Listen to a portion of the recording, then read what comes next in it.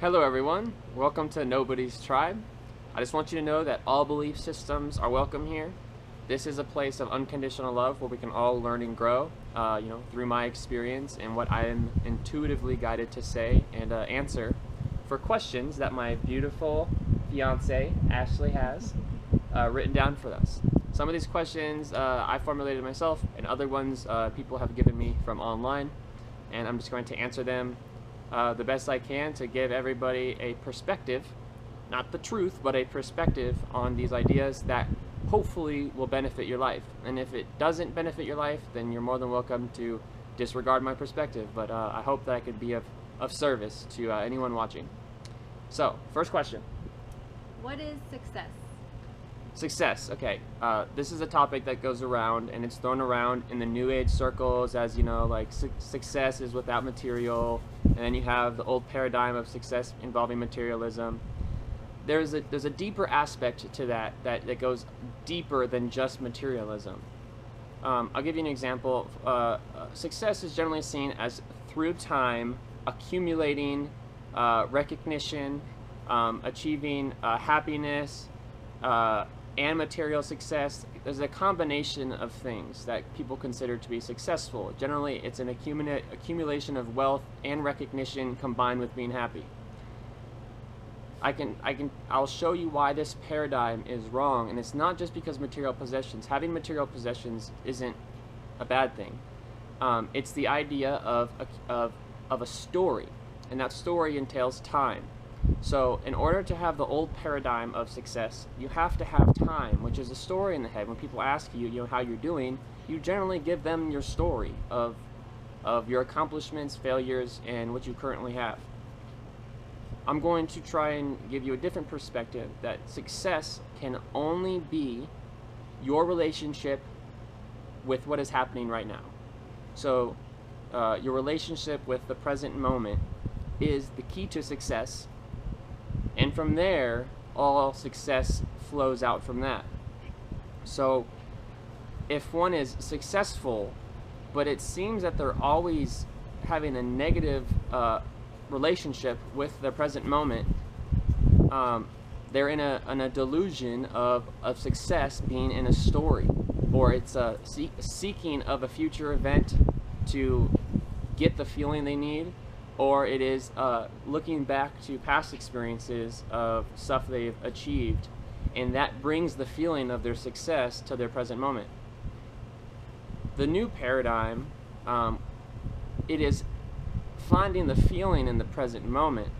So finding the success in the present moment, regardless of what your surroundings are, regardless of how much money you have, whether you're in a relationship, whether even you're well liked by people. I've gone through periods of my life where it was seen as somebody people didn't want to be around. I was kind of conflicting and had a lot of issues, and from that place I found inner success, and that took forgiving myself and allowing myself to stop listening to the story in my head of who I was, and to just be who I wanted to be creative, to be happy, to be joyful. It takes a lot of growing to get there. But if you're feeling unsuccessful in life, keep on asking yourself through the day, how am I treating the present moment? How am I treating what's going on right now? Am I rejecting what's happening in favor of seeking something else, something better than what's happening? If you continually do that, you wouldn't even enjoy success when you got it, because you're continually addicted to seeking something that is beyond what you are right now. So what can you offer to someone standing in front of you right now? If you had no money or recognition or anything, could you offer your heart? Could you offer love? That's a gauge of your success. And the key, I would say, to start is to forgive yourself. If you can't forgive yourself for your failures, or what you believe to be failures, you're never going to be able to find success without that self-forgiveness. Self-forgiveness leads to the forgiving of others, because you've realized that you could actually let go of what you've done. Then you can also let go of what other people have done, and you don't need to carry the story in your story anymore. You could just allow yourself to be as you are, which is childlike and happy and positive. Next question. How How is success tied to your purpose? Success is being tied to purpose. Okay, so a lot of people want to, a lot of people that dislike the New Age movement, which I don't consider myself a part of, but there's a lot of similar terminology, which is, be present, be in the now. It gets thrown around so much that people sometimes just find it like, okay, like, sounds nice, but this is real life, and in real life, a thing of confusion is people think that being now, they're like, okay, I tried being now, and my now is terrible. I don't like my now at all.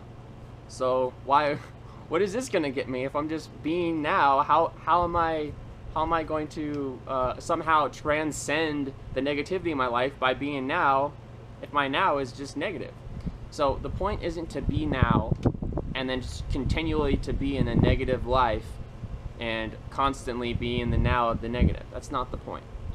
The point is that when you can become present with yourself and begin to take an honest look at what's taking place in your life, and instead of, like I said before, rejecting what is happening now, that in time, by being aware of your thoughts and your perceptions and how you're reacting to people, which being present would be to like realize when you're having an emotional reaction instead of an honest conversation with somebody.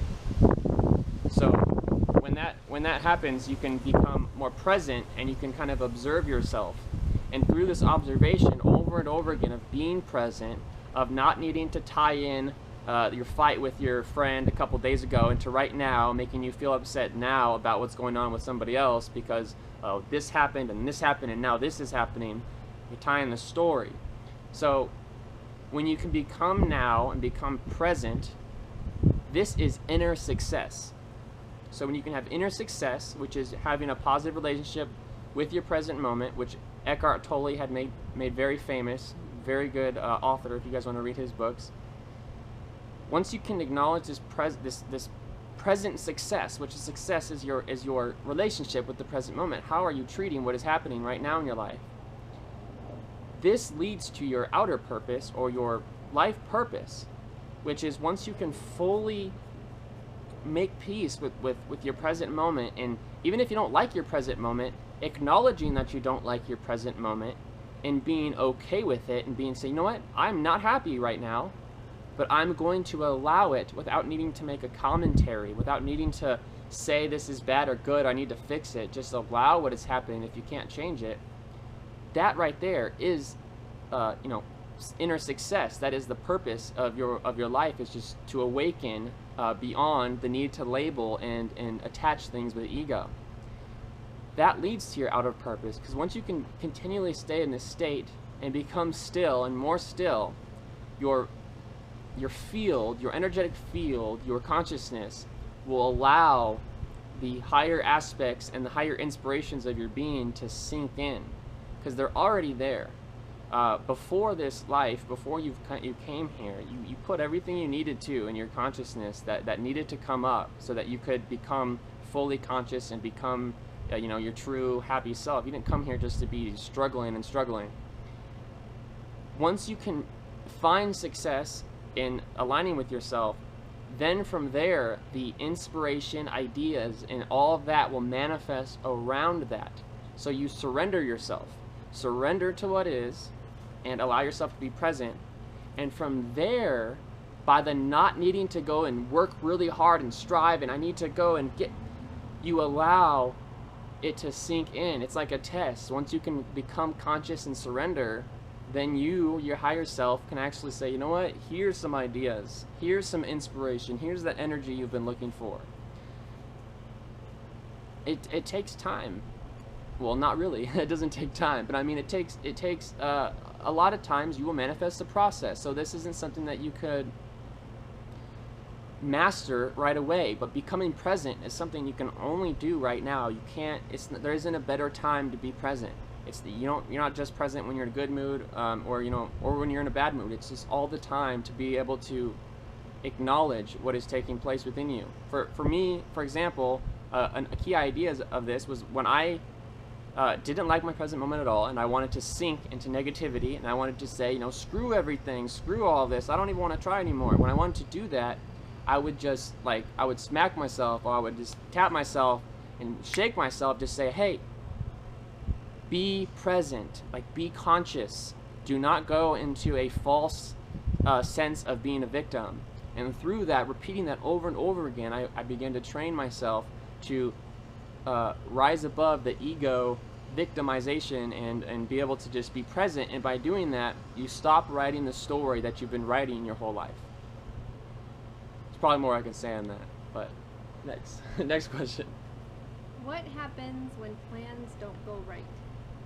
When plans don't go right, celebrate. Celebrate when plans don't go right. To me, this is a key sign. I call it. It's a higher self check, and this is a check. You can call it a God check, a universe check, or whatever you want. Self check. It is your experience is checking you. It's asking you, how present are you going to be? How conscious are you going to be? Are you going to go into an immediate panic when a plan changes? Because if you do, then you're not really passing the test of being present. The whole point of this being present thing is to have an idea of where you want to go. And you get this inspiration, and maybe this inspiration feels very valid, and it's leading in one direction, and then all of a sudden, that wall closes. And if you just stop there and get all negative and say, you know what, screw this law of attraction, this new age stuff didn't work, it's not working. If you do that, you actually retract your own vibration, and you prevent the bigger pot of gold that was going to manifest anyways. You prevent it from actually manifesting as you want, because you're not allowing it.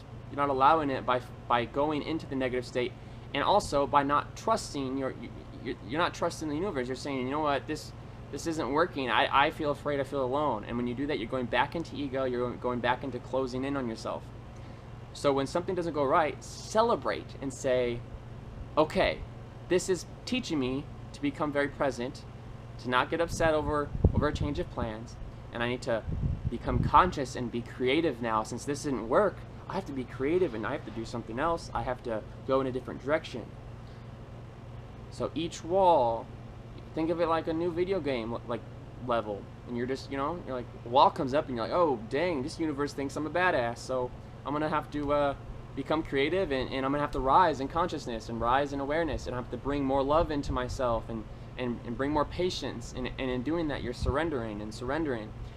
It won't always be the conflict after conflict. If you can, and even if you do, once you can get into your successful present moment, Abraham Hicks calls it the vortex. Once you can get into the vortex, even if problems are arising, you won't really see them as problems. You'll kind of just see them as like, oh, this isn't working, gonna go on over here then, and you'll just kind of move on. There won't be this no, why me? That usually comes from pulling in your past story, pulling in your past pain, and allowing that to affect your present moment. Next question. All right, last question. How do you get into the feeling place to manifest what you want? How do we get into the feeling place to manifest what we want? Everybody wants to know, how do we manifest? Choosing your thoughts, choosing what you do. For example, if you do not feel good doing something, and you have a choice that you could stop doing it,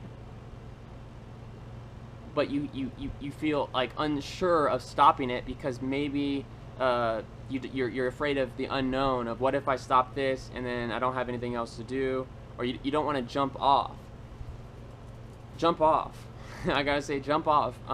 If you know that there's something that you're passionate about, and it's something that will fill you with joy, that filling you with joy is what manifests what you want. And even if you can't change a certain situation, you can change your perspective of it. If for example, if you have a job you don't like, you can always bring in a new perspective to the job. And if you can do that repeatedly over and over again, and you feel that your vibration is still extremely low, and the situation's draining you, you can be positive that you're in a situation that is stealing your life energy, and it can't be beneficial for you. It just can't. If it's constantly stealing your life energy, it's not something that is going to be beneficial for you.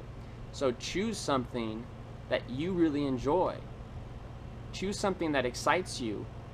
If maybe writing your own story sometimes can excite you, because you can realize how much your own story can help other people. For me, when this year when I started to get into my vortex, I was extremely depressed and going through a real traumatic time in my life, and I just began to write my experiences of my consciousness rising, and I still wasn't in a positive vibration really, but the writing of it actually allowed this energy to flow into me, and that brought up lots and lots of ideas and inspiration, and then the whole story turned into me helping people, which turned into a YouTube, which turned into websites, which turned into doing what I'm doing now, which is being in my vortex. My vortex is allowing me to help other people, and at the same time, by helping other people, I'm helping myself by letting my flow come through, my flow that comes through right now when I speak and in all my videos. So it's about getting into your vortex. It's how do you know you're in your vortex? Is if you don't know the passage of time, you're filled with joy, you feel peaceful, you feel present. You can be sure it's not your true vortex if it's a pain joy cycle. If the activity makes you feel really good, but then when the activity is gone, you feel really bad. You're still holding on to ego and you're attaching yourself to it. So we get into our vortex, but we do not attach ourselves to anything that's causing it. Like if playing tennis one day was your vortex, and then you go play tennis again and it's not very fun, you don't get depressed and say, it's not working. You move to another thing, choose a new excitement, a new thought. You have infinite possibilities, and the key to this is having the eyes of a child. Like Jesus said that those that are going to make it to the kingdom will be like the children. A very accurate statement is that we have to go back to our child mentality of infinite possibilities of excitement. They just wake up and they're like, oh my gosh, I want to go to Magic Mountain, I want to kick a soccer ball, I want to go play with the cat, I want to do everything. So it's sometimes not that exciting as being an adult. A lot of times we don't wake up with that enthusiasm, but it's by doing one excitement that you wouldn't normally do, and then doing another one and doing another one, eventually you'll have all these different excitements. And if one's not feeling good, if you don't feel like writing, but you do like making music, then you can go to that one. If you don't like making music, you just want to go walk in nature, all these different excitements will kind of eventually swirl around till you have all of these different options, and some may drop away and some may come back, and you don't attach yourself to anything. You just kind of get into the vortex of whatever's taking place now, with no attachment to some sort of story of what you should or shouldn't be doing or what your excitement should be.